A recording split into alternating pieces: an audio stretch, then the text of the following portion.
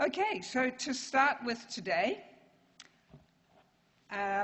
so this is an overview of what you're going to be hearing about today. So we're going to shortly hear from UQ Insurance about the insurance that you're all covered for, preparing to go, culture shock, some logistics, travel and health, some words about taking better photos and also staying in touch through things like Facebook and Instagram, and finally UQ Abroad and your future employability.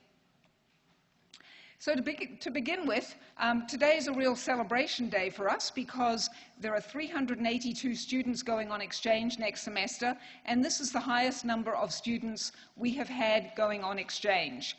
So hopefully you're sitting more or less in the seating pattern that was displayed earlier. So who of you are heading towards UK and Ireland? Okay. Europe and Scandinavia? Okay, there should be about 102 of you in that area. USA and Canada? Great. So 132 of you going there. Asia? A few people up there. And Latin America? No one? One person? Yep. Okay, great. All right, so a little bit of housekeeping to begin with. We have a pre-departure guide that will be online for you shortly. It's just being revised with updated information, and we will be sending a link to that pre-departure guide for you. Many of you should have already received acceptance letters, and once you've received your acceptance letter, then you can go ahead and organize your visa. But if you haven't received your acceptance letter, you're not alone, because depending on where you're going, these things do take time, and we are aware of who has got their acceptance letter and who hasn't. If you are concerned about when you're going to receive your acceptance letter, then please get in touch with your UQ Abroad advisor.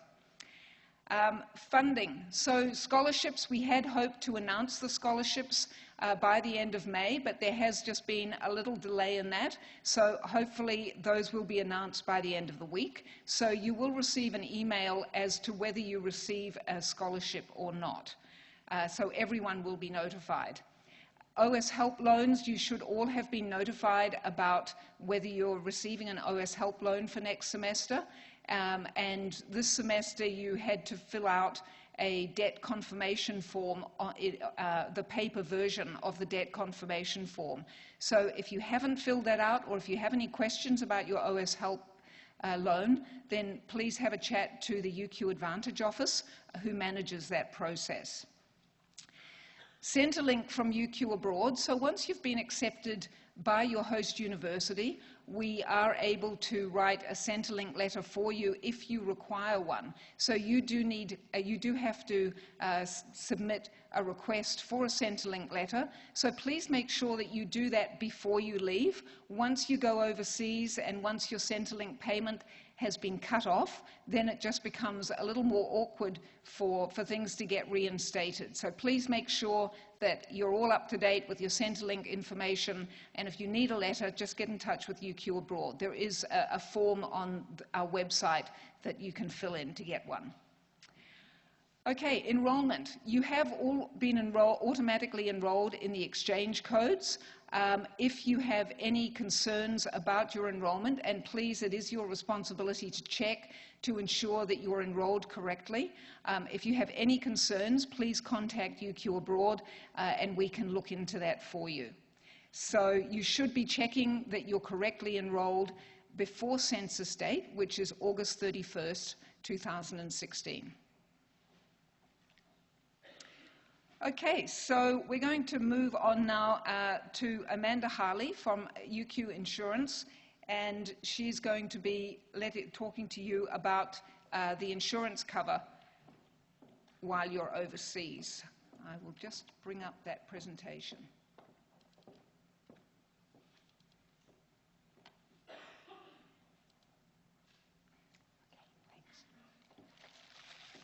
You lucky things, I get to bore you with insurance first up in the morning, hopefully so you don't actually fall asleep during this. More exciting things are to come. So starting off to do with travel insurance. Are you eligible for travel insurance? The good thing is it's nice and easy, so it's automatic.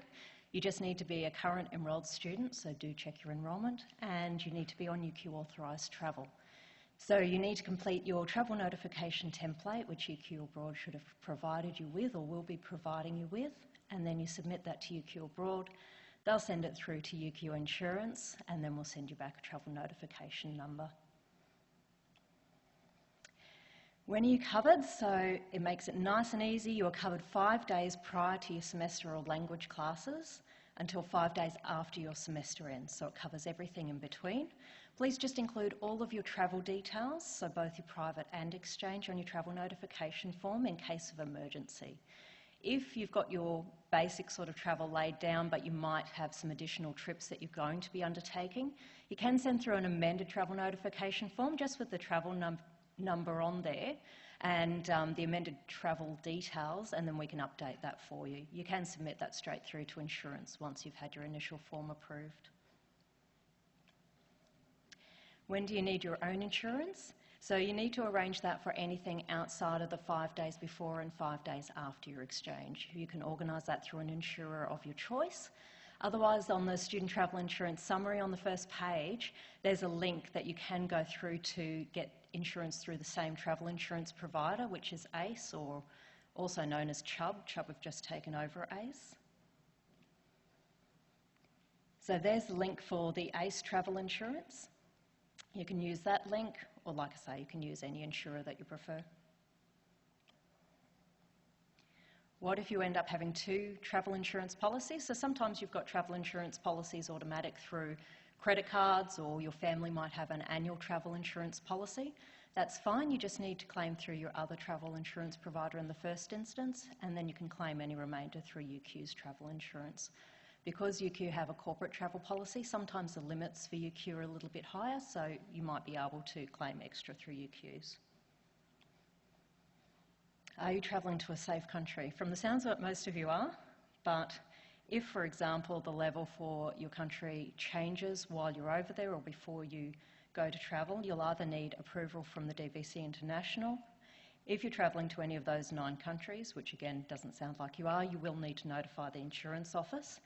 And if the security situation in the country that you're in or the location that you're in changes, or if you're just feeling uncomfortable and unsafe and something's happening within the vicinity that you're in, please do contact ACE Assistance. They are there to help with security situations and emergency situations, and they can advise you what to do. Travel advisory, so smarttraveller.gov.au has got a lot of helpful information on there. It's got all of the travel warning information, but it's also got a lot of helpful information about culture, conduct, laws for each of the countries, so it's a good idea to go on there. You can register as well and register your details so that the government are aware of where you are in case of emergency. So in case of emergency from the travel insurance perspective, there's ACE Assistance, which you can contact on the phone number listed there. You can actually contact the local telephone operator, so similar to what like Telstra or Optus would be in Australia. Contact them overseas and ask for a reverse phone call to ACE Assistance. Quote the policy number and they'll be able to provide you with assistance, so it can be to do with medical, hospital guarantees, security situations, anything along those lines. You should also receive cards, I believe, in your information pack that have got those details. If not, I'm sure we can get some of those for you, or they're on the actual summaries. Pre-existing medical conditions. If you do have a pre-existing medical condition, there is a form that you can complete and go to your doctor and have them complete it for you.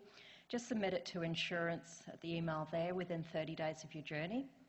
There's also some exclusions there surrounding journeys when you travel without the advice of your doctor, if they don't believe that you're fit for travel. So if you do have a pre-existing medical condition, it's a good idea to go to your doctor, get the form filled out, so you've got that prior to travelling. The other exclusion down the bottom that I'll point out as well, that travel insurance doesn't cover your routine medical, optical or dental treatment. So it's there to cover accidental injury or sickness, but not your routine expenses. There's an insurance web page. This is just showing you where to go through and click on the different links. It means that you can go through and have a look at insurance for students, and one of those insurances is, of course, the travel insurance. There are some other insurances listed there that you may want to have a look through also, but the main one that you're going to be looking for is travel insurance. Certificates of currency. Many of you will probably require a certificate of currency for the host university. They may request that. So you can send that through for the request to our email address listed there. You just need to include those details, and then we'll email back within 2 working days a certificate, which is a PDF version with your details on it. Waivers. Sometimes we've had waivers requested as well. So you can send those through to the insurance office also. You just need to make sure that you complete all of your details on the form first, and then your travel notification number. We can get the insurer to stamp and sign off on that and send it back.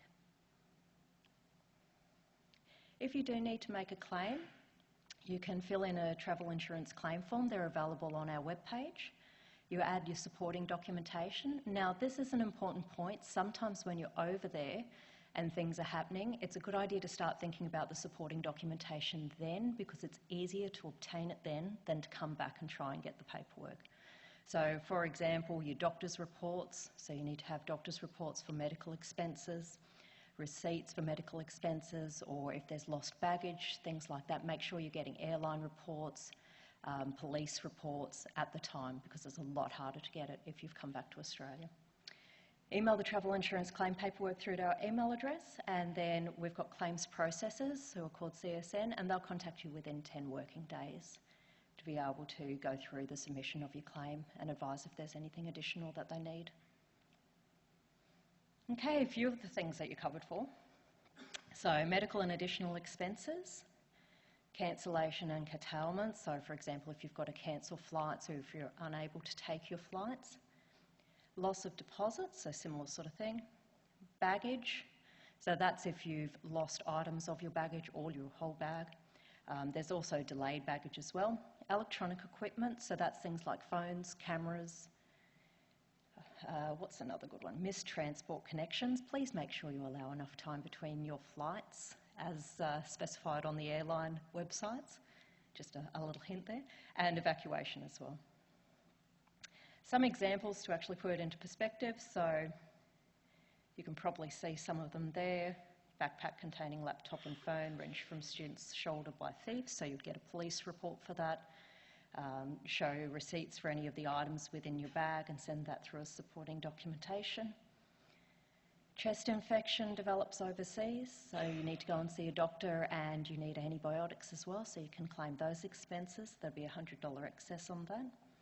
And then a misconnecting flight due to the prior flight being delayed. So try and make sure at the time, if that does occur, get some documentation from the airline advising that the flight has been delayed so that you can put that in with your actual claim. What isn't covered? Some of these are pretty obvious, but just in case, we'll point them out. Going through routine medical, we've already seen that one before. Any loss or damage not reported to authorities, so authorities being police or airlines, as soon as possible. If you leave your electronic equipment unattended, don't leave your phone or laptop on a table and walk away. It will get stolen. Surprise, surprise. And if you change your plans or you're disinclined to travel, so just because you don't feel like going, that's not covered under the travel insurance policy. Okay, just to finish off, we've got 3 case studies. So these are real case files that we've been provided with by our insurer. That have occurred to Australian students, but not necessarily UQ students. So first one is for a student aged 22, inexperienced traveller, and they're studying on exchange in Germany, going on a field trip to France. So they're going on a 3-day course-related field trip, leaving Saturday, and their passport was stolen on Friday.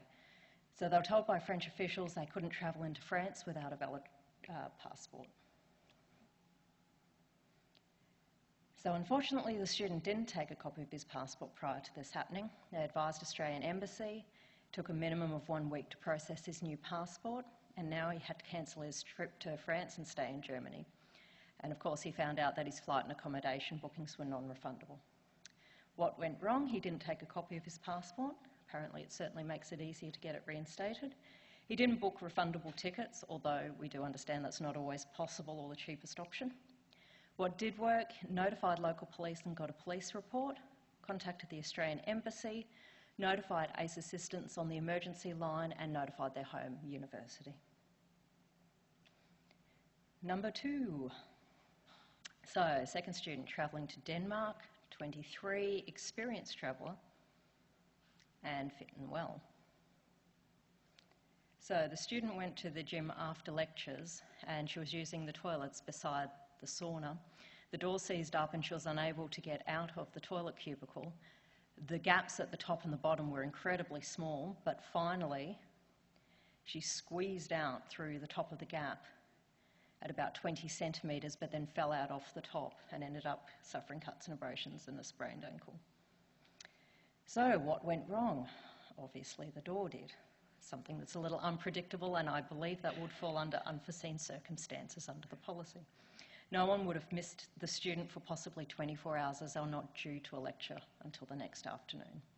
So it's a good idea to set up some sort of communication back with someone in Australia or contact points so that they're aware of where you are and can raise alarm if you're not in contact. What worked is the student knew who to contact for assistance, they obtained medical care and had access to counsellors. Last case study. So this was very kindly mentioned by Jan as would be an interesting one for you, but also a very rare one as well. You may have seen this one on the news. So 2 students travelling to the USA for the mining games earlier this year. Fit and well, they were on private travel in conjunction with their university travel. They allegedly approached a man wanting to buy drugs and left with him and went to a dodgy part of town. Unfortunately, when they got out of the car and were asked for the money for them, they didn't have money on them and they were shot. So, one in the stomach, other in the chest. Person fled the scene with the driver. Both students were hospitalised and I believe they've only just both been released. One's still in a serious condition as well, brought back to Australia. What went wrong? Didn't know the area well. Obviously, allegedly trying to purchase illegal substances isn't a very clever idea either in an unknown country, or anywhere for that matter. And they left in a vehicle driven by a stranger. What worked? Not much. Travel insurance may not apply if it's proven it was an illegal or criminal act was committed by the students. So can you imagine the poor position their parents have possibly been put in if they've got medical expenses for the USA that aren't going to be covered by travel insurance? So good idea to think smart beforehand. Any questions? Our office is available for emails or phone calls. You're welcome to contact us and have a chat about any travel information that you require, or email through for certificates of currency or waivers as well, or anything that you want specified from the summary if you're not sure how it'll apply to your circumstance. That's it.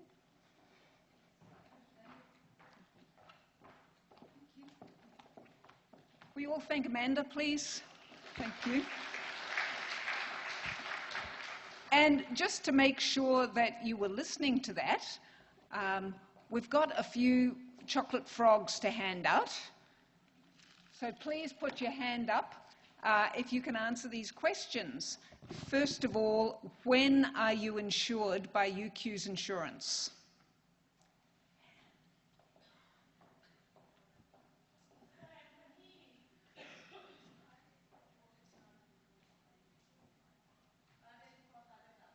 Okay, 5 days before and 5 days after.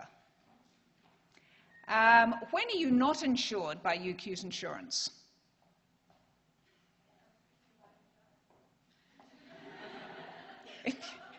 The answer was if you're buying drugs. Right.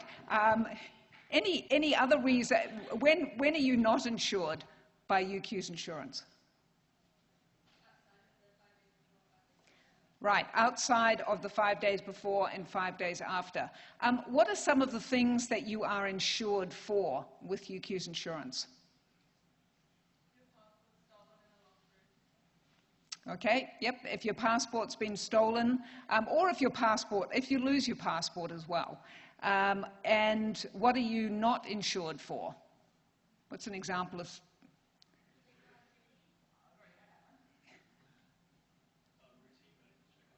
Okay, routine medical checks. Also, what is an excess? So there were a number of... Yeah, what's an excess?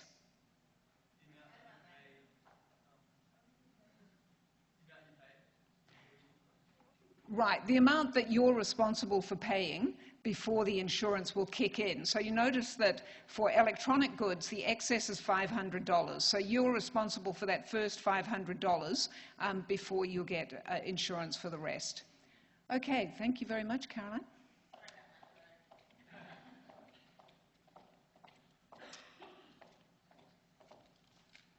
Okay, whoops. So back to...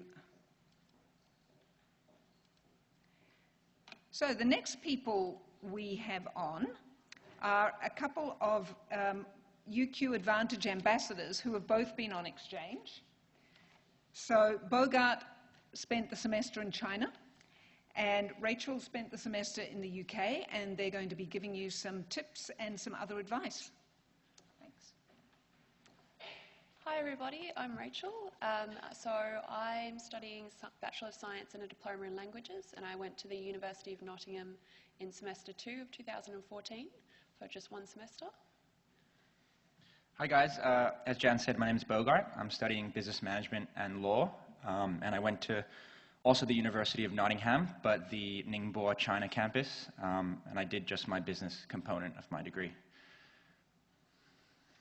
So everyone's always got a lot of questions about what to pack for exchange, and what you to pack really depends on where you're going, what time of year it is, and the weather, and your personal circumstances. But one of the best pieces of advice is to pack light. When you're packing, put all your stuff in your suitcase, take out half of it and put that away, because you don't need it, and it really makes it a lot easier if you don't need to worry about baggage restrictions, and if you can carry your bag easily.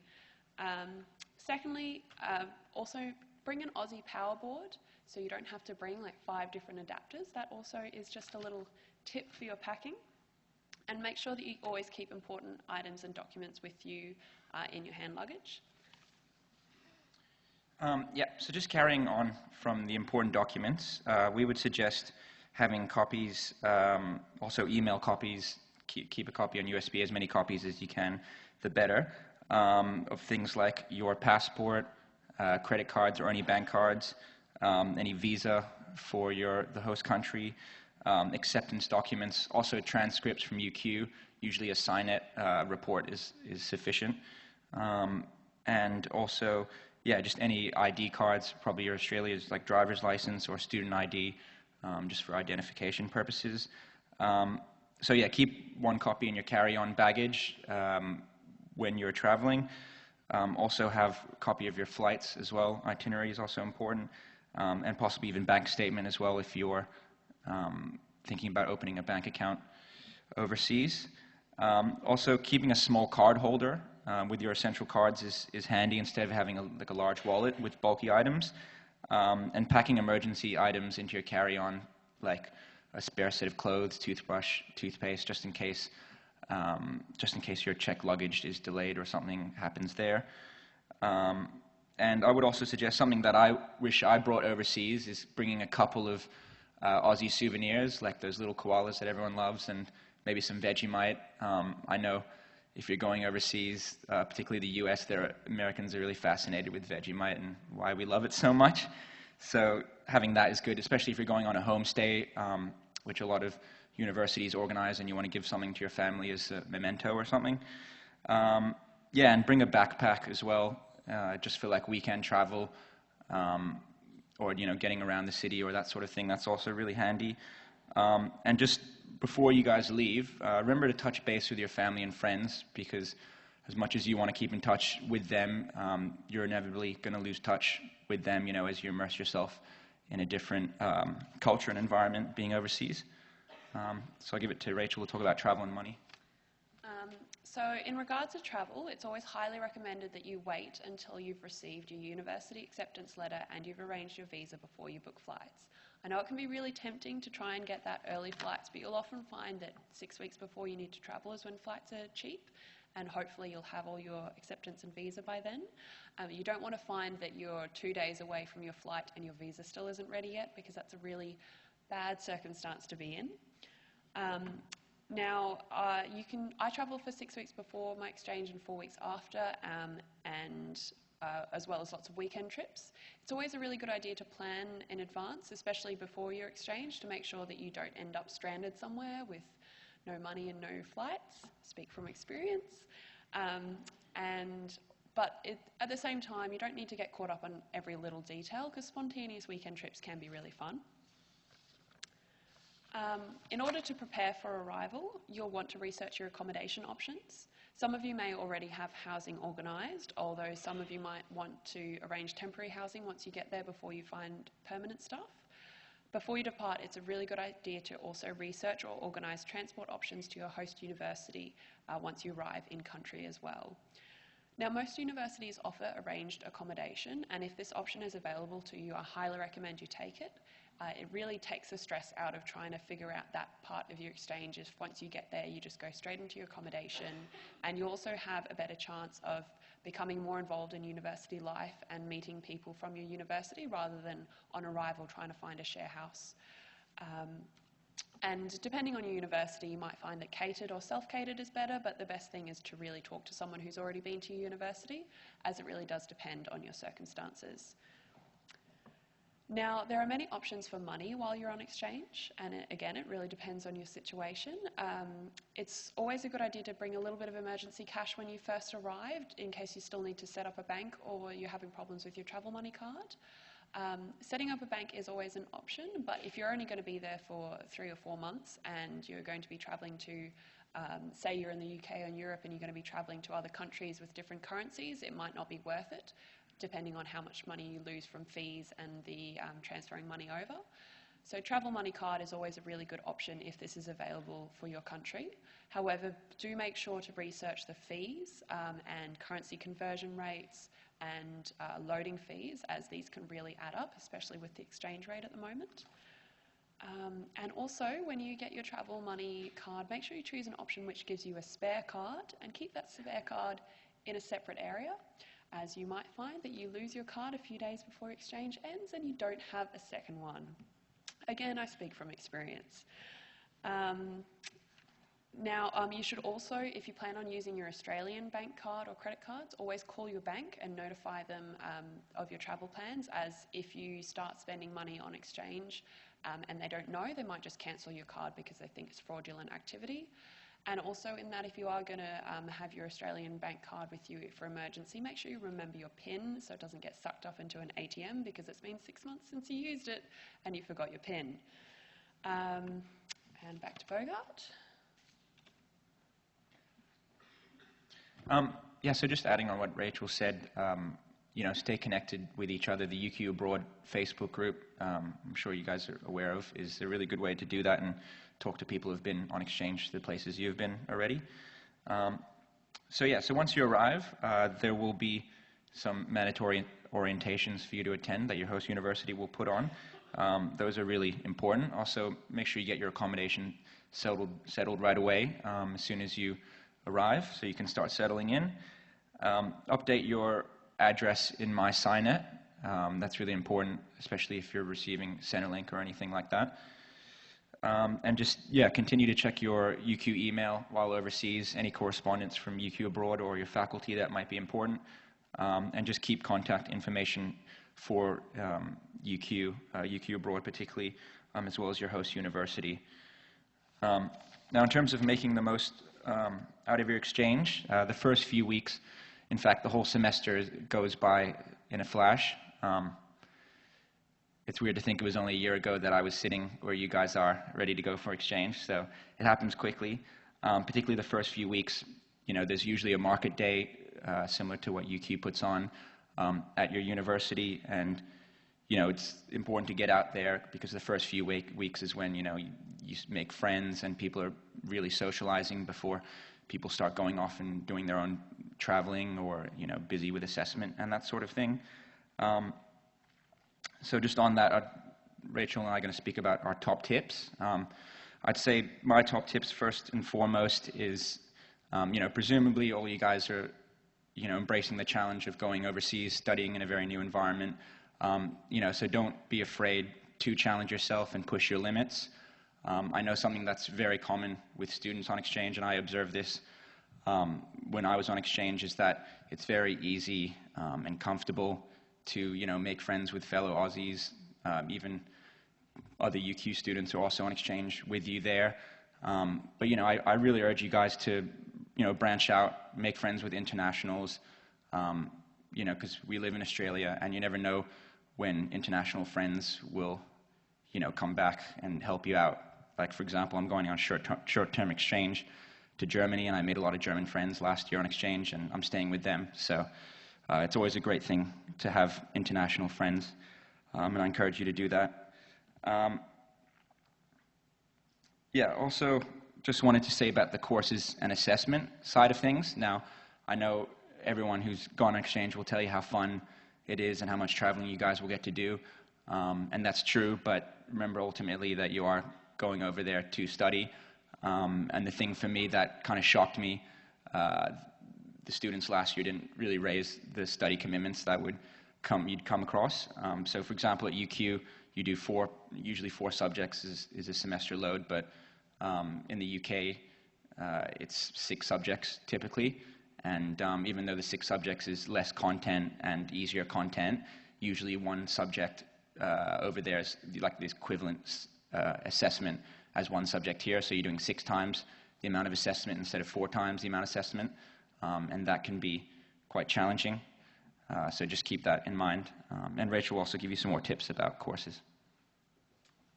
Yes, so one of my top tips is to make sure that you have lots and lots of extra courses approved before you leave.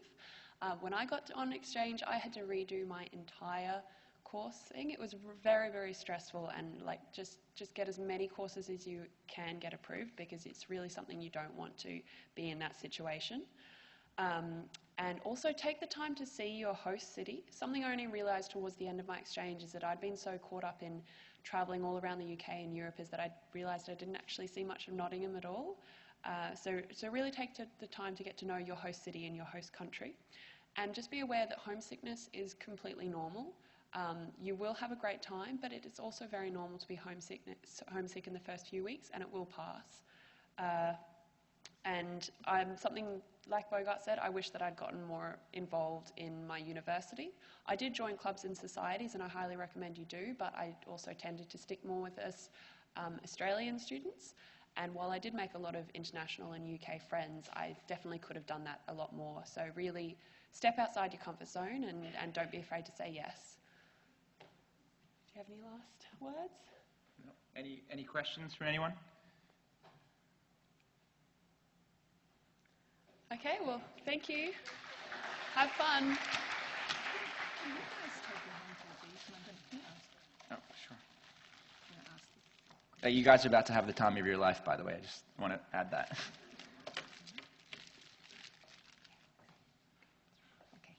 Okay, just a few questions, and Rachel and Bogart will throw out the chocolate frogs.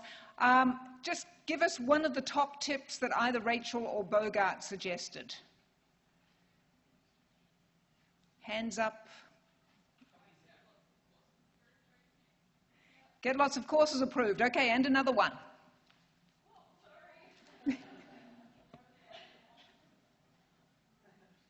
Another top tip.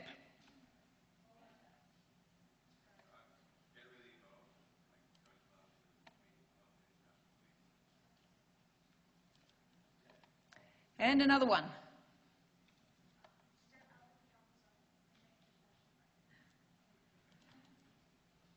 And 2 more.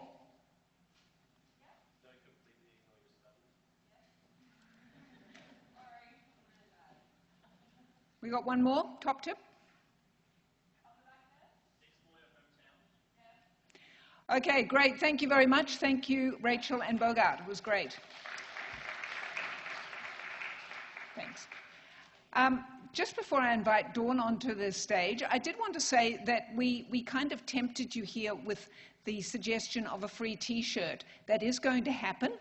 We just didn't get the T-shirts quite as early as we hoped. So on your way out at the end, so we still have not too much, well, about another hour and 20 minutes to go. So on your way out, you will be able to get a free T-shirt. All right? I just wanted to let you know that. Dawn, can I invite you onto the stage? So Dawn is from our International Student Services, and so she knows a lot about culture shock from the international students coming here, and so she's going to talk to you about culture shock going overseas. Thanks, Dawn. Good morning, everybody. I didn't expect to see so many people here. It's wonderful that so many of you are taking the opportunity to study and experience study abroad. It's a wonderful thing. I did it when I was 20, and I didn't look back. Okay. So the first thing I'm going to do is I'm going to tell you a little story about a brother and a sister. They lived in a dilapidated house in Melbourne, and their parents decided that they were going to move to a beautiful house in Queensland. So the dad took the brother and the sister and drove them from Melbourne all the way to Queensland. And they got to the new house. The sister went into the house and she ran into every single room and couldn't wait to get outside and play. The brother walked in, took a look at the ceiling, walked back out the door, into the car, and sat in the passenger seat waiting to be driven back home. The brother's and sister's name is Rum and Raisin, and they are cats, and that was their response to moving house. That was their culture shock, my two cats. So if cats can respond completely differently to being in a new environment, so will you. Culture shock is just your physical and emotional and adjustment to a new culture.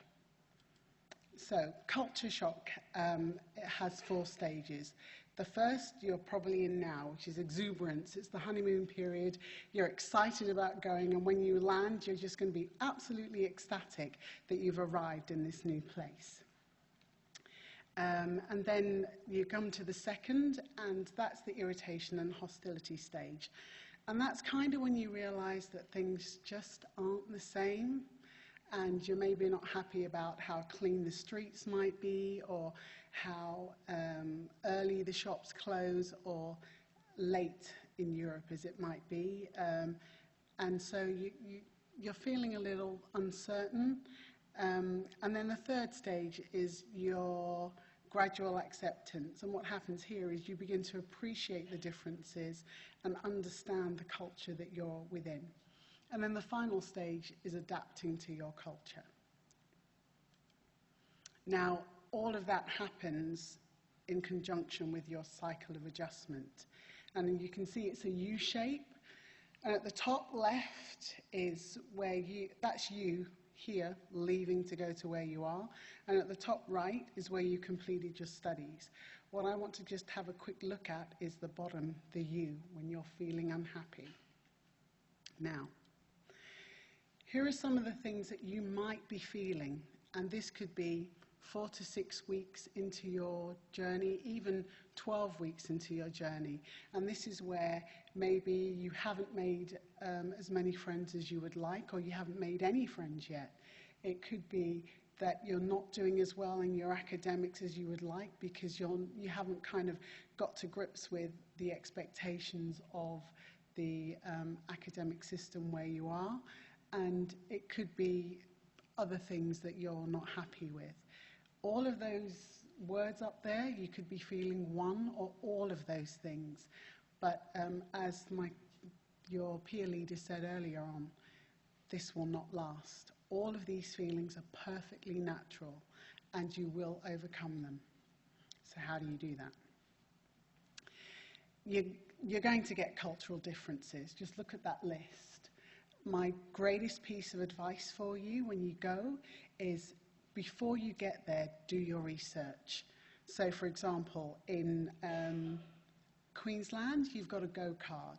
In Melbourne, it's a Myki card. In London, it's an Oyster card. Know what your card is before you get there.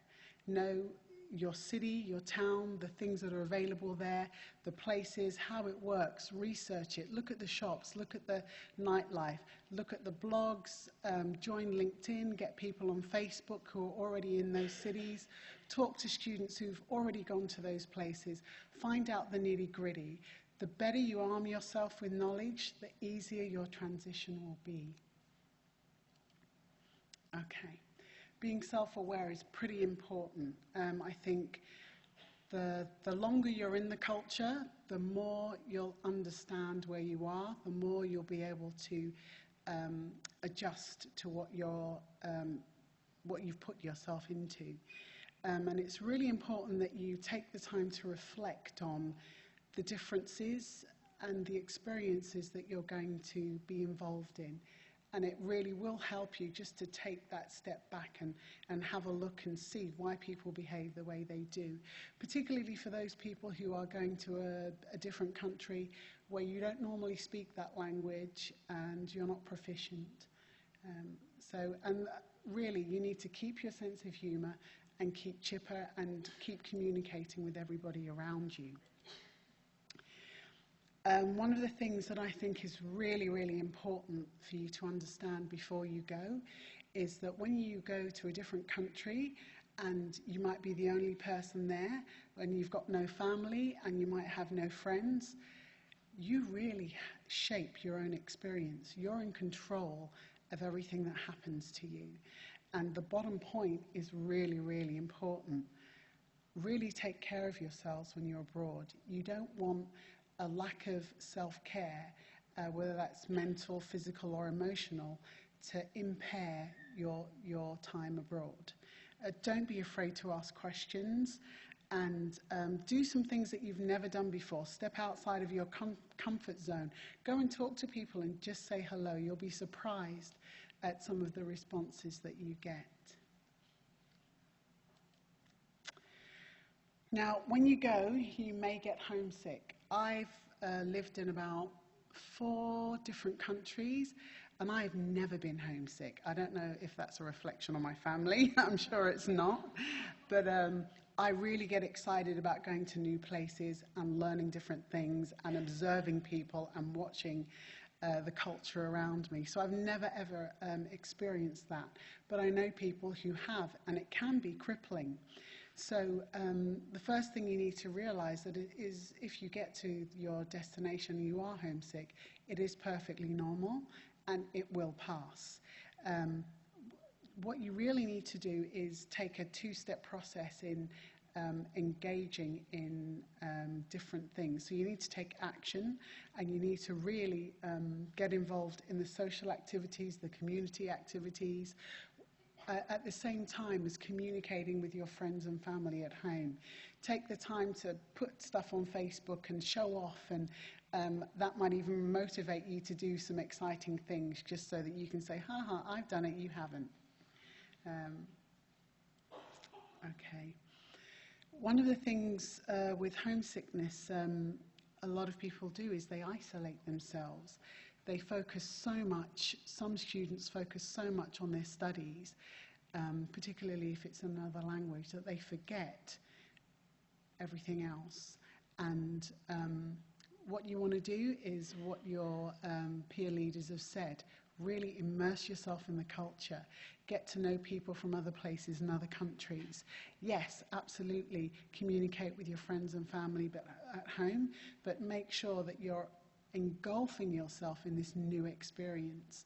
Another thing that you can do to protect yourself and to make sure that you don't get in the rut of isolation is to make sure that you know the staff where you are and the support services that are available to you at the new university that you're at, and make sure you know where the health facilities are. Also ensure that you go to the orientation week just like you would here, and that you join the clubs and societies and make those your first point of call, so that you, when you immediately get there, you've got something to do, and research it before you get there so you know what you're doing. Now, if you miss UQ so badly that you're unhappy about where you are, if you miss the queues for the microwave, if you miss the library and staying up all night for doing your assignments, and you miss waiting on the bus, and you miss the traffic, and you're crying in your pillow every night because you just missed the ducks and the ibis birds that steal your food, there is counselling available for you, 24-hour online counselling. So it's not for crisis situations, but if you are feeling a bit low and you just want to speak to someone from Australia, you can use that address and someone will contact you within 48 hours. So you are never alone. Even when you're far away, we care about what you're doing and how you're going. So please feel free to contact us. Now, I'm not going to end on that note because, sorry. There you go. I'm not going to end on that note because you are going to have the experience of your life. So party like you're going to die tomorrow and study really, really hard at the same time. My motto is work hard, play even harder. Have a fantastic time, believe in yourself, and when the going gets tough, ring home. Okay, take care.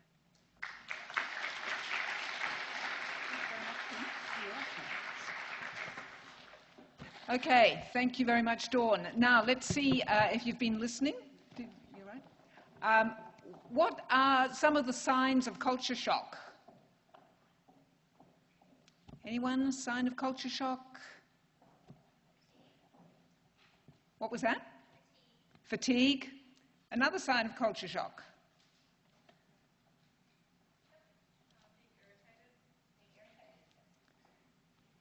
Feeling irritated. One more sign of culture shock.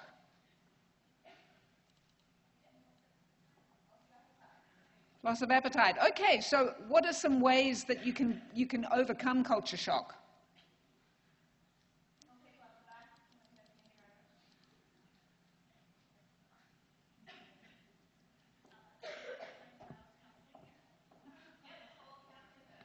Okay, call the counselling service. Another way of overcoming culture shock.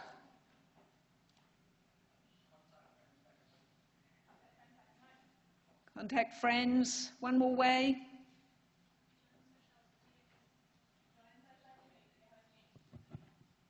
Socializing. Excellent. I would like to say that the online counselling service, students who have been on exchange and have used it have spoken very, very highly of it, and also have found writing, typing the issues that they're going through really quite cathartic, and have found it to be a very good service. So I would recommend that if you feel the need to use a service like that. Okay, just moving on, talking about a few things before I introduce Dr. Tony Arklay to talk about health while you're overseas. So courses and enrollment. So a number of people have touched on study. So one of the things that you might find when you're overseas that you'll be in much smaller classes. So you won't be in the size of a lecture room the size of this. You'll be in much, much smaller classes, perhaps only 10 or 20 people in each of your classes. The classes are not recorded, so you really do have to participate. You have to attend. Attendance may be taken, and you may actually fail the course if you don't attend a certain percentage of the lectures. So you just have to be aware that there could be quite different academic expectations at the university that you're going to. So make sure you're aware of those expectations right from the very beginning so that there won't be any surprises at the end of the semester. There may also be no grading criteria provided. So here, professors or lecturers are required to submit, everyone's supposed to have about a 5-page course profile available to talk about the courses, the expectations, the grading criteria, etc. That may not be available at the university that you're going to. You'll have different kinds of assessment. You might have continuous assessment throughout the semester. You may have 100% final exams. Often in Europe, you have an oral exam instead of a written exam. So again, these are all things that you need to find out very early on in the semester and be prepared. One of the other things that I think Bogart touched on was the full-time load. So the full-time load is that you're required to complete while at the host university has been determined by UQ and not the host university. So quite often there's some confusion. At orientation, you're told that you only have to do a certain number of courses. Now, typically that is to meet the student visa requirement at that host university. So for example, in the US, you are required by immigration law to be enrolled in 12 credits of courses. Now, for UQ, that's not considered to be the equivalent of a full-time load at most of our US partners. So just make sure that when you're being told one thing about the full-time load, if it doesn't match what's on the UQ website, or if it doesn't match the information that you've received in your letter from your faculty and from UQ Abroad, please make sure that you take note of the information that you've received from UQ with regard to your full-time load rather than the host university. So just know your full-time equivalent, go onto the UQ Abroad website, or have another look at that faculty approval email. And if you have any questions, please get in touch with us. One of the things that happens, and again, Rachel alluded to this, is that you might have difficulty getting enrolled in courses. You might have to change the courses, find other courses to take if you're unable to enroll in the courses that you've had approved at UQ. So UQ approval doesn't mean that you've been approved to take those courses at the host university. So there will be some shuffling around in the first week or so when you get there. Again, this is very, very normal, but I realize that this is very stressful for you because you won't have a lot of time to select new courses. So make sure you do it as quickly as possible. Don't leave it until the last day. Find new courses, get as much information as you can, and send that information to the faculty, to your academic advisor, to try and get more courses approved before your deadline at the host university. Make sure that you keep the syllabi of the new courses that you're enrolling in and the assessment, and communicate any changes with UQ. So just again, to hammer home this idea of the full-time load, because it is something that students often write to us about. At UQ, a standard full-time load is 8 units or 4 courses.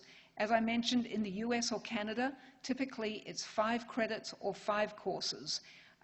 In the UK, it's 60 credits, which could be anywhere from 3 courses worth 20 credits each to 6 courses with 10 credits each. Europe, the standard full-time load is 30 ECTS, and again, this might be anywhere from 2 courses to 8 or 9 courses, depending on the credit value of each of the courses. So what we are telling you basically is that when you're looking at a pizza, some people might divide that pizza into 4 slices like UQ would. Some other places will divide that into 8 slices. It's still the same amount of pizza, it's still the same amount of calories, it's just divided up differently. In terms of your enrollment with taking less than a full-time load, so the minimum full-time load that you can be enrolled in while you're overseas is 6 UQ units. So if you're going in your last semester and you have only 6 units left in your degree and you've confirmed that with your faculty, you can be enrolled in only 6 units. So if you've automatically been enrolled in 8 units, as I mentioned earlier, you can withdraw yourself from 2 of those units, so 1 exchange code, if you have only 6 units left to complete. or if you've received approval to take a reduced load. So there's a little bit of a process for getting that approval. So please make sure that you contact UQ Abroad if you don't want to take the equivalent of 8 units while you're overseas, if you feel it's going to be too much for you, if you think that already that you're not going to be able to find sufficient courses, if you feel that studying in German or French or Chinese is going to be too much of a challenge for you with the full-time load, then please make sure you contact UQ Abroad before census date. So for many of you, census date is going to be before you actually start studying. So I realize there's a little bit of an issue there, but that's just the way it is. So if you feel already, by looking at the courses, by looking at the kinds of courses you're going to be enrolled in, that you might have difficulty struggling with those 30 ECTS, a full-time load in Europe, then contact us before the 31st of August to request a reduced load. You can't take more than a full-time load. That means getting credit for 10 units unless, so the only exception is if you're in the Bachelor of International Studies, there is this one unit course that you have to take, or you have to be enrolled in while you're overseas. So if you're enrolled in that program, then you will be in 9 units rather than 8 units. With your GPA, so the grades that you receive overseas do not count towards your UQ GPA unless you're thinking of doing honours at some point in the future. Then your faculty or school may include the grades that you've received from your exchange. If you are a candidate for a university medal for your faculty, then they probably will take those grades that you've received into account.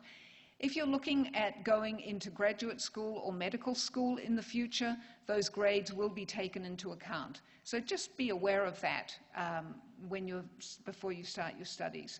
And sometimes for job applications or for scholarship applications in the future, they will look at all of the studies you've done and not just the studies that you've done at UQ.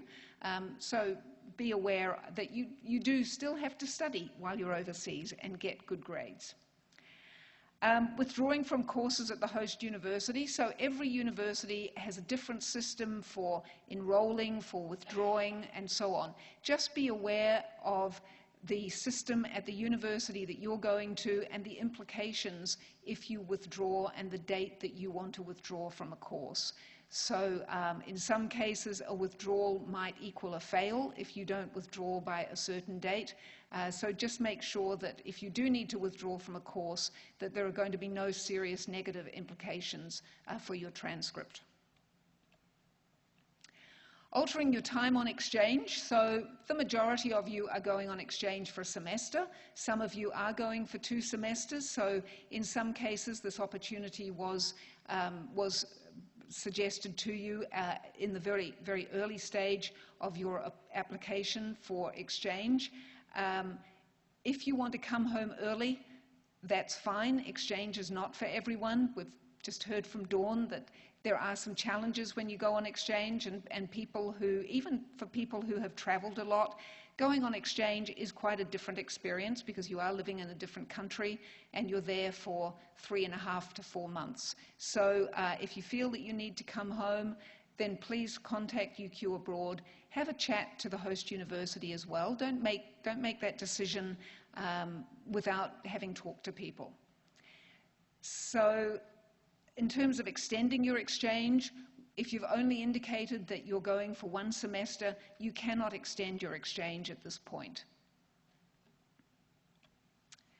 Representing UQ. So you also need to be aware that exchange is a privilege and not a right. So you have earned the right, or you have earned the privilege to go on exchange and to represent UQ. So you need to continue to abide by the student charter here at UQ and also any similar charter of your host university. You also need to be aware that your behaviour is noticed at the host university. You are probably fairly obviously a UQ student, an Australian student, and you might well kind of stick out a little bit at your host university because of your accent, or maybe because of the great UQ t-shirt that you're going to be given at the end of this session. But anyway, you need to be aware that your actions may impact on the relationship that we have with that host university. So please act and abide by the Student Charter at all times. If you're not familiar with the Student Charter, there is a link to that on our website. We'd also appreciate it if you, while you're overseas, you could help to build the program for us. Make sure that you attend events at your host universities, things like exchange fairs. Talk to local students in your class about going on exchange, and especially, of course, coming to UQ.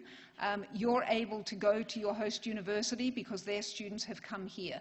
Exchange is reciprocal, so we want to make sure that that reciprocity continues. So, Tony. So I'd like to introduce Dr. Tony Arklay, who's Director of UQ Health Services, and he's going to talk to you about keeping healthy on exchange. Thanks, Tony. Thanks, Jan. Well, look, you're on the cusp of a very great adventure, and I'm sure you'll have a great time and benefit from the experience. I'm just going to provide a little bit of general advice about some of the things that I have seen gone wrong for people health-wise. It's the nature of my job in the institution to see people with problems, and over the years I've seen a few students who've gone abroad who've had problems, and of course I see a great many international students who are having their international experience in Australia at UQ. So I have had a bit of insight over the years into the sort of things that can happen to people. Now, one of the things that I've seen happen, and it's very sad, and I think Dawn already mentioned it, is sometimes students really don't get into the local culture. Sometimes students just go into their local enclave and don't mix, and that really is a wasted opportunity. And when you're mixing with a new culture, you really need to respect the differences and proceed slowly. And that's very important. And if you're not sure about the cultural norms, ask. Everybody will respect you for being aware that there are differences and for asking and clarifying the situation. And even for those of you who are going to English-speaking countries like the UK or the USA, where you think that you really know the culture from watching their television from childhood, you really don't. There are a lot of unwritten rules, and I think you'll find that there are some pretty significant cultural differences that you didn't appreciate from the television programs that you do appreciate when you're there in person and living and working in the culture. So just be aware of that there are unwritten rules, and just take it slowly. Now, nobody loves this man.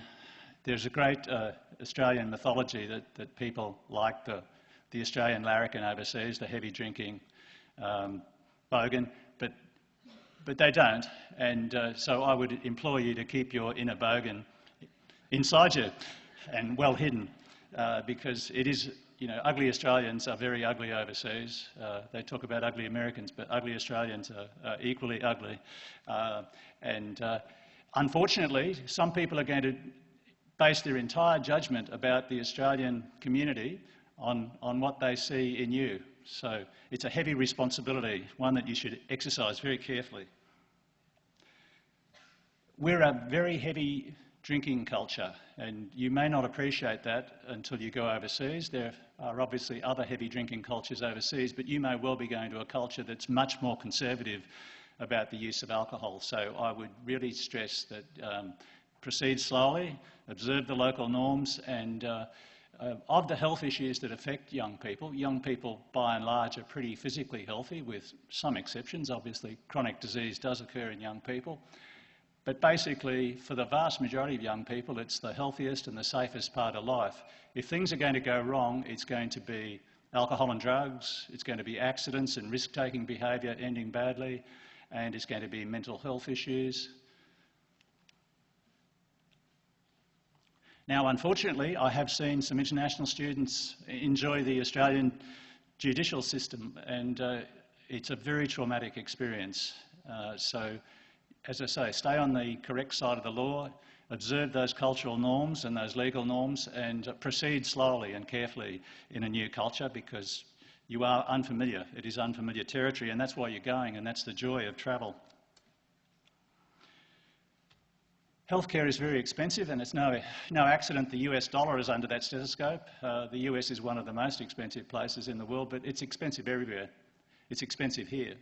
So you really need to make sure that your insurance cover, your health insurance cover, is adequate for what you're going to do around your student exchange. So it's really very bad for somebody to be emerging from the hospital on crutches and to be presented with a very large bill that they have to find themselves, or their parents and family have to find that money. And unfortunately, I have seen students in that situation where they haven't taken adequate insurance. So very important. Hopefully you'll never need it, but it's really comforting if you have some sort of medical misadventure overseas. Now, everybody thinks of the exotic when you go overseas, Zika and all the rest, but basically it's pretty prosaic. The most likely thing to happen to you is you might come down with the flu. So it's probably a good precaution to have a flu vaccination before you head overseas, because the flu, and we're not talking about head colds here, we're talking about influenza, which is quite a significant illness. It can take you out for a week or two, and it can take you out at a critical time in the semester. It can also take you out for a week or two when you should be out having a good time, enjoying your destination. Now, this applies to people going to poor countries and tropical countries, so it's important to take travel advice before you go to poor or tropical countries. Most of you will be going to fairly wealthy countries, so it's not so applicable. If you're going to a place that's poor or tropical, you need to be very careful about what you eat and drink. As I mentioned, accidents are a big issue for young people. Risk-taking behaviour is much more common in young people. People my age know they're going to die with great certainty, but young people can often deny that fact and can do some ridiculously dangerous things. I would counsel you to be very careful, especially on the road, including when you're walking. And remember, lots of pedestrian accidents happen because people are intoxicated. So when you're in a strange country and you're walking, always be aware of which side the traffic's on, and be particularly cautious if you've had too much to drink. I'd also, those of you who are going to poor countries, I would avoid rural roads at night, because the stats are that that's a dangerous activity to be driving around at night in poor countries. And I would avoid motorbikes. I'd avoid motorbikes just full stop, because I've worked in casualty departments in my earlier part of my career, and I hate motorbikes and what they do to people. They can do even more damage to you in poor countries, because the medical care you're going to get there is not as technologically advanced as it can be in wealthy countries, and so people can get an amputation, for example, when they would just end up with having some clever surgery on their leg in a wealthy country. So I would implore you to be very careful on the roads, whether you're walking, driving or using motorbikes, and I'd be very cautious about using motorbikes, especially in poor countries. Now, we want you to bring back happy memories. Unfortunately, I've seen a few international students who've taken back other things, and I've seen a few people come from overseas climes who've brought back other things as well. So these are really useful items to pack. They don't take up much space, they're light, and they do a mighty job of protecting people from a lot of the nasties. They're not 100% protective, but they do protect very, very effectively against the real nasties, if they're used properly, against things like HIV and chlamydia. They're also a pretty good contraceptive. Now, that's a photo of the most dangerous animal in the world. We've been hearing a lot about crocodiles, unfortunately, and sharks just of late, but this beast kills just an order of magnitude more. We've got malaria, we've got dengue, we've got chikungunya, we've got Zika, we've got all sorts of mosquito-borne diseases. So if you're going to, again, tropical countries, poor countries, you really need to think about things like malaria, and you really need to take some travel advice.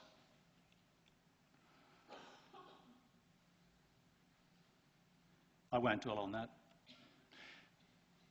If you get bitten by a dog in Australia, it's no big deal, but if you get bitten by a dog in some countries, you've got to think about rabies. So think about rabies, and obviously in countries where there is rabies, you want to avoid patting those cute monkeys or patting that dog that's trotting by on the street, because rabies is a nasty, well, it's an invariably fatal disease if you get the symptoms, and it requires a lot of treatment to prevent you getting, a lot of expensive treatment to prevent you getting the disease. And Australia is rabies-free, apart from our bats, which carry a rabies-like virus, so you're not really used to thinking about that. But animal bites can be more serious in some countries. Now, as I say, most of you are going to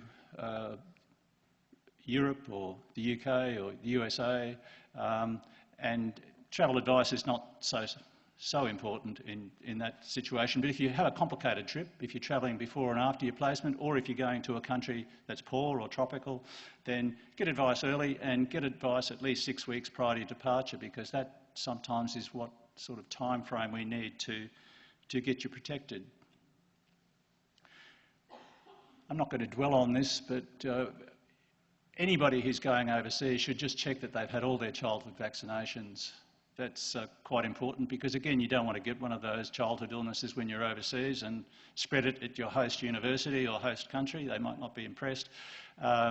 And you don't want to have that time out being sick with one of those childhood diseases. And so you will have a copy of this presentation, I think, forwarded to you. So just check that list and talk to your local, your GP, and just find out what you haven't had, and fill the gaps before you go. As I say, that's important whether you're going to a poor country or a relatively wealthy country. And the other vaccines that you might need if you've got if you're having a real adventure and going to some poor countries, then you really need to take travel advice, and that's not something that I can cover in a presentation like this. Now, other travel tips. If you're on regular medication that you've got to take to your destination, then get a doctor's letter. It just saves hassles with the customs department of your host country, and it also saves hassles getting out of this country, because people sometimes do take large supplies of subsidised Australian medication to sell overseas, and the Australian government takes a dim view of that, obviously. So take a letter if you're taking a significant quantity of medication with you overseas.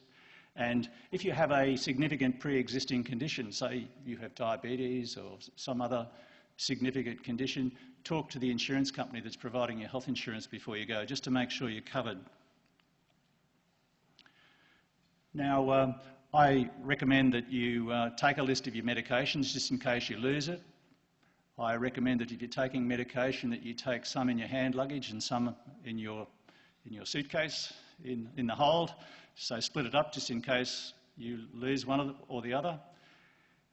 Take details of any drug allergy. It's very frustrating when we get students coming internationally and they say that they're very allergic to medication, and we're just about to prescribe something for them and they just can't remember what it is. So know about your history, know about your allergies. You probably don't need to take a first aid kit when you're going to a wealthy country, but it's a good thing to consider if you're going to a poorer country. I've mentioned the condoms already. With ordinary pain relief, Australia is very relaxed about codeine. Many countries in the world are not relaxed about codeine because it does belong to the morphine heroin family. It's the weak relative, but it is a relative, and so some countries are very uptight about codeine. So I wouldn't pack any when you're travelling. I would take ordinary old paracetamol or ibuprofen, Nurofen or Advil with you, but not a compound painkiller, not a compound analgesic that contains codeine. And take a list of your immunisations. I'm not going to go through this in detail because, as I say, you'll get the presentation, but you could need a lot of these if you're going to a poor or tropical country on your trip, either going there as a destination or before or after your exchange. So take travel advice and consult the presentation about that. And look, if you need health information, the web is a beautiful environment to get good travel information, and I would recommend the Smart Traveller and the Department of Foreign Affairs and Trade website. The Australian websites are excellent on health information and security information, and it's something that you should consult before you go. The other really good resource on the web that I can recommend, and it's not a misspelling, it's the Centre for Disease Control, CENTER, because it's an American institution, and that's an excellent website with great travel information as well. It's no substitute for getting it face-to-face if you're having a challenging adventure, but it is a source of good information. So look, in summary, I think you should have a great experience, and I don't see the vast majority of international students who come to this place because they have an uncomplicated experience, but I do see a number of international students who do run into trouble, and I think you should try and avoid to be in that number. And remember the big risks, the accidents, the alcohol and drugs, the risk-taking, and mental health is an issue too. So you need to look after your mental health, as Dawn said, and you need to consult the local support services if you're having trouble with your mental health. Thanks very much for your attention.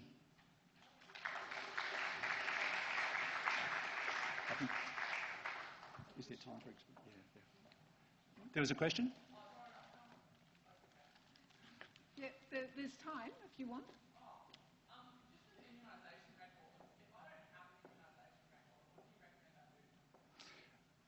That's a tough one, and that's really common. I just love the Singaporean students because they always have an immunisation record. It's just beautiful. But Australian students don't tend to, as you say. You could talk to your GP. If you've got a family GP, they often have your immunisation record. We can also get access to your immunisation register, to your immunisation record through an immunisation register which was created in the mid-90s. So if you're sufficiently young, then we can capture your entire immunisation register. If you were born before the mid-90s, we can capture a lot of it, so by ringing the register and getting it with your permission. If you weren't vaccinated as a child, then I would strongly recommend that you have catch-up vaccinations, and that's something that we do all the time, and you can be rapidly brought up to the sort of standard that your peers are if you haven't been vaccinated at all. Any other questions for Tony? Okay, Thanks, you very much. Thank you. Okay, so chocolate frog time again. Give us 5 suggestions that Tony made for keeping healthy while overseas. Yes? Don't be a bogan and drink too much. Okay, another one.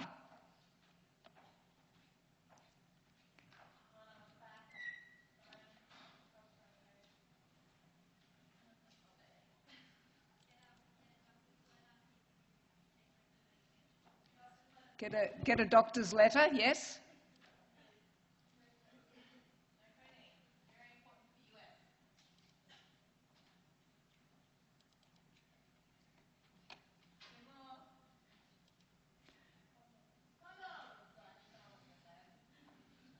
Okay, one more recommendation from Tony.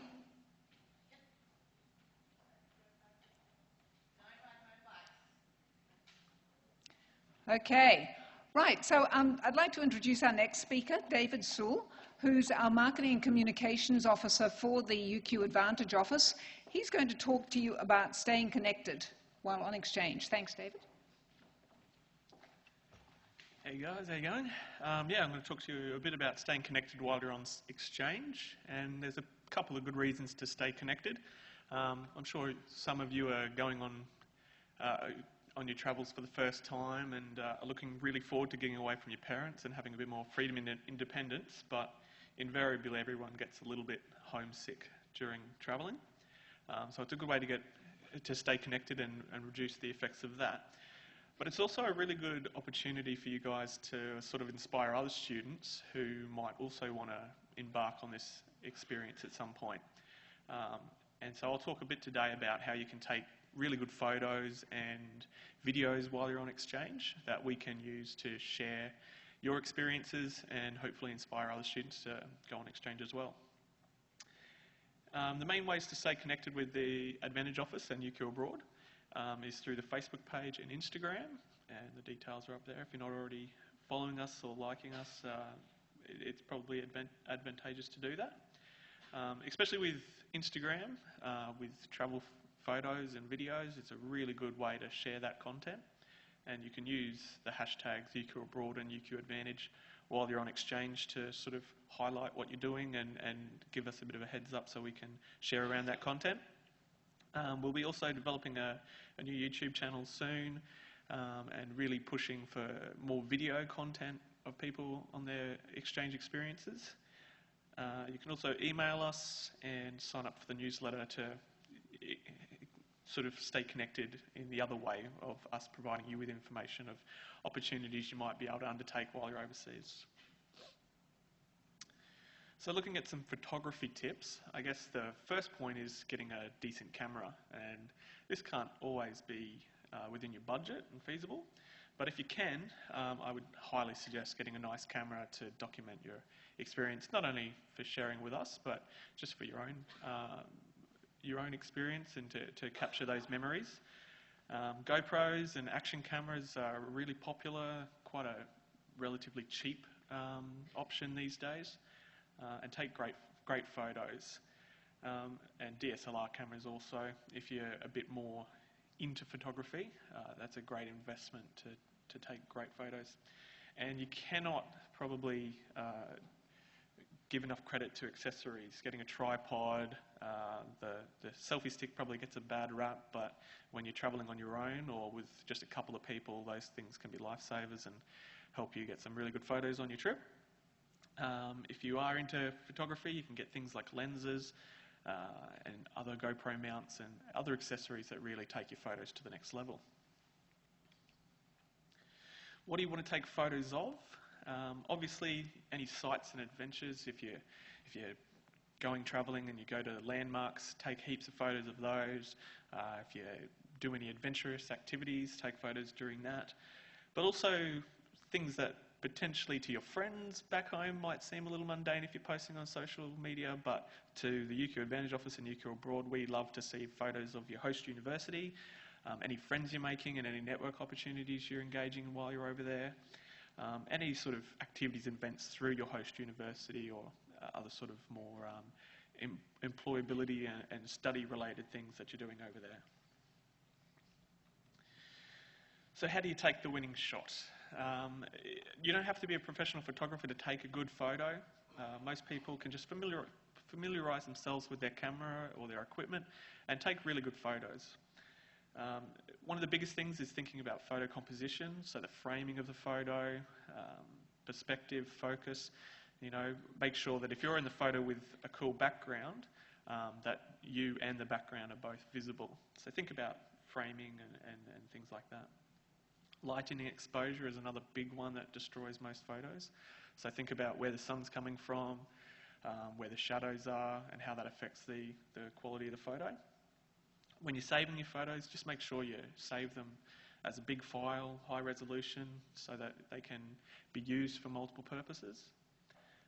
And just get inspired. I'd highly suggest, if you're on Instagram and Facebook, follow as many travel blogs as you can and look out for good travel photographers, and they'll sort of inspire you to take great photos, and you'll see how a great photo was taken and what a great photo looks like. But definitely the number one thing is just take heaps of photos. We live in a digital age, and you can take thousands of photos and then go back through them later and delete the ones you don't want. So don't be stingy. Take as many photos as you can, and you'll be bound to capture a good one. If you can't afford a more sort of flashy camera, then most phones these days have great cameras inbuilt into them. So the phone is your friend. and you can use your phone to download some really good editing apps that can take the photo to the next level. So things like VSCO and Instagram and Snapseed really utilise those editing apps to take a photo and make it look way better than it did when it was just taken on the camera. But my suggestion would be go easy on the filters. A lot of people run it through a ton of filters in things like Instagram and just make it look a bit weird and blown out. I'd try creating your own style. Just look at the little editing features within these apps rather than going through sort of preset filters. Look at things like luminosity, structure, saturation, contrast, shadows and highlights, warmth, and play with those little editing features, and you can really enhance photos a lot better than you do with just your standard filters. And if you don't understand what any of those terms mean, probably don't have time to go through it in this session, but you can easily go online and there's great YouTube videos that just explain it in really simple terms and help you understand it. But that's just an example of what you can do when you just play with a few of those editing features. Taking a photo that is a bit washed out and dull and just bringing it to life and kind of making it feel more like what it looked like when you were there. Photos never really do amazing scenery justice, but you can at least try. And don't underestimate the power of video as well. We're really going to push to get some exchange students sending videos from now on, so if you keep that in mind while you're on exchange, it's not only good for us, but it's great for you guys. I mean, video is really one of those more vibrant mediums, and when you get back from exchange, you'll be able to look through that video and really relive the experience. And it's really the most engaging form of media, so it's a great content for us to share and inspire other students to go on exchange. So some good photos, and these photos just touch on those things I was talking about: framing, lighting. They've used some good editing to bring those photos to life. And there's also some personality in these photos. The one with the girl taking the photo of taking a photo is pretty cool. And these as well, those experiences, the road trip example, take those photos of those moments that you want to look back on and remember. And now the not so good. These aren't terrible photos by any stretch, but they highlight things like thinking about the lighting, using your flash. If you're going to take a photo with you in the foreground and a setting in the background, make sure that if you're going to stretch your arms out, you don't block the background. And also that bottom one as well, just be cautious, be aware of where the shadow from your selfie stick and phone are. And that's just another slide there for you to jot down those details. But yeah, thank you.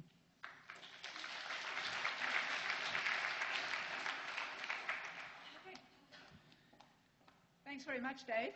And I just wanted to mention the reason why I asked Dave to do this is because your photos are so important to us. We use your photos in a lot of our promotional material, and in fact, UQ really appreciates the photos that we get from students when they're on exchange, because you do take such fabulous photos. Well, most of you take fabulous photos.